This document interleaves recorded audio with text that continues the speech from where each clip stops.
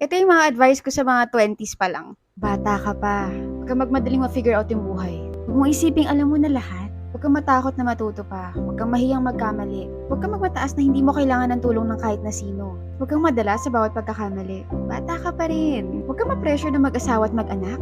Maging firm ka sa boundaries mo. Mag-ipon ka please. Parang awa mo na mag-ipon ka please. Enjoy ka. I-check out mo yan. Pero huwag mo tinitake for granted yung financial security. Invest in your skills. Do not stop learning. Build your career as early as 2 years old. Charot lang, pero kasi ito yung prime years to establish yourself in the professional world. Mag-travel ka, kumuha ka ng journal. Take a lot of pictures. Film your adventures in a video. Say sorry, say thank you, say I love you. Oh, ayan si OA. Okay lang maging OA, basta wag ka lang entitled. Show respect but do not tolerate disrespect. Hindi lahat nire-replyan, hindi lahat pinapatulan at hindi lahat kailangan ng closure. Huwag mo ipilit yung sarili mo sa kahit na sino. Kung mahal ka ng totoo, hayaan mong mahalin ka ng totoo.